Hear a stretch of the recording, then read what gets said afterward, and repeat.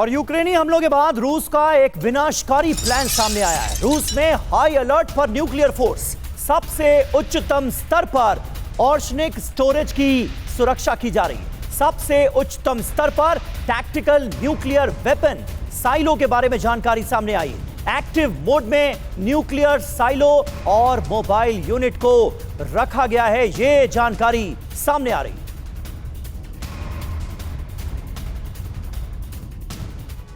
जहां तो high alert पर है रूसी न्यूक्लियर फोर्स। कुछ अहम बातें आपके सामने। यूक्रेनी हमलों के बाद उच्चतम स्तर पर रूसी न्यूक्लियर साइट की सुरक्षा और रूस की न्यूक्लियर रिस्पांस चेन से जुड़े ऑर्शनिक कमांड पोस्ट को हाई अलर्ट पर रखा गया है। रूस के अंदर सबसे उच्चतम स्तर पर टैक्टिकल न्यूक्लियर वेपन साइलो। जहां यूक्रेनी हमलों के बाद हाई अलर्ट पर रूस की सभी nuclear forces, nuclear warhead vehicle के रास्तों पर असामान्य सैन्य गतिविधि के संकेत मिले हैं। 1962 में क्यूबा मिसाइल संकट के बाद से इस स्तर का संकट नहीं देखा गया। Group captain GK. पांडे हमारे साथ मौजूद हैं। पांडे जी, किस तरह से आप इसे देखते हैं? हाई अलर्ट पर रूसी न्यूक्लियर फोर्सेस के होने का ऐसे वक्त में मतलब क्या है जब रूस के अंदर उनके एयरबेसेस पर बड़े हमले करने में कामयाब रहा है यूक्रेन? देखिए, निश्चित रूप से एक किसी भी सेना के लिए कोई घुसकर आपको मारे तो निश्चित रूप से एक बहुत ही है, उसको स्वागत नहीं किया जाएगा उस बात तथ्य का। लेकिन ऐसा हुआ है और उसका प्रत्युत्तर चाहते हैं कि उसी तुलनात्मक तरीके से दिया जाए जैसा कि हमला हुआ। तो न्यूक्लियर जो है वो अल्टीमेट है।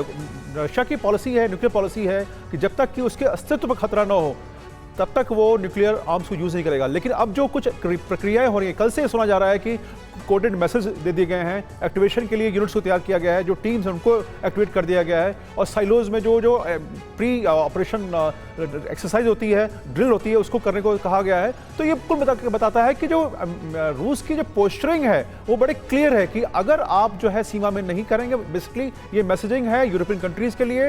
यूक्रेन, देखिए यूक्रेन तो केवल नाम मात्र है, उसके पीछे जो लोग हैं वो सबको पता है कि पूरा यूक्रेन नाटो कंट्रीज के साथ लगे हुए हैं, माइनस यूएस है। लेकिन यूएस जो है खुले में नहीं है, लेकिन पर्दे के पीछे जरूर नजर आ रहा है। तो सब मिला के लेवल हुआ ये है कि अगर पुतिन अपना जो है ये प्रहारात्मक रूप नहीं दिखाएंगे तो बातें बढ़ सकती हैं। जिस प्रकार से बताया जा रहा है कि बाल्टिक में और पोलैंड में जो गतिविधियां बढ़ गई हैं एकदम से, वो संदेश बहुत क्लियर है पुतिन के लिए कि आप आक्रामक हो जाइए। लेकिन सर, संडे शाम 5:15 साढ़े 5 बजे जब ये ब्रेकिंग न्यूज आई, उस वक्त हम और आप बात कर रहे थे, आप हमारे साथ कनेक्ट हुए थे, और उस वक्त भी आपने इस बात पर जोर दिया था कि नुकसान जितना हुआ है उससे कहीं ज्यादा बढ़ चढ़कर दिखाया जा रहा है। आप अपने इस पॉइंट पर अभी भी अडिग हैं?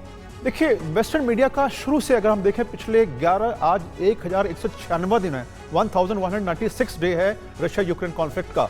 और शुरू से हमने देखा कि सबसे महत्वपूर्ण जो हथियार बहुत ही सफल रहा है वो रहा है इंफॉर्मेशन वॉरफेयर का, ये इंफॉर्मेशन फीड करने का। हाँ। बताइए, अगर किसी देश के पास कुल जहाज़ों की संख्या 500 साढ़े 500 है, और अब उसमें से जो है उन्होंने जो उसका डिप्लॉयमेंट किया है, अगर आप पिक्चर देखें 2020 की 22 की जो Tu-95 जैसे जहाज़ों को रखा गया, वो साफ बताता है कि वो उसको कैजुअली ले रहे थे। और ये अभी 1990 में इनका प्रोडक्शन Tu-95 का बंद हो गया। कुछ जहाज लगभग 50 से 60 की संख्या में रखे गए हैं, क्योंकि उनके पास जो KH-101 मिसाइल है उसको लॉन्च करने के लिए जो फैसिलिटी है वो Tu-95 के कुछ जहाजों में है। जब तक कि उनका नया वर्जन जो है वेरिएंट Tu-160 नहीं आता उनके पास, तब तक 95 उनके रखना मजबूरी है। साथ में जो A-50 है, देखिए A-50 जो अभी कहीं कोई देश इस्तेमाल नहीं कर रहा है। मैं जब फौज में आया था, मैं बात कर रहा हूँ 1990 के आसपास की, उसके पहले की, तब से A-50 काम कर रहा है। तो और उसका जो प्रोजेक्शन है, उसके जो इंफॉर्मेशन है, वो आज के जो आधुनिक तक AEWC है, अवेक्स हैं, उसके मुकाबले बहुत ही निम्न स्तर का है।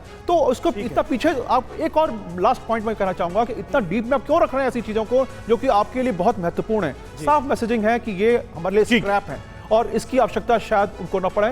डिकॉय के रूप में उनको इस्तेमाल किया जाता है, लेकिन उसकी एक लंबी प्रक्रिया है ऐसे प्रयोग के लिए। ठीक है। और देखिए, इस बीच यूक्रेन भी लगातार कोशिश कर रहा है कि रूस को और ज्यादा चोट पहुंचाई जाए।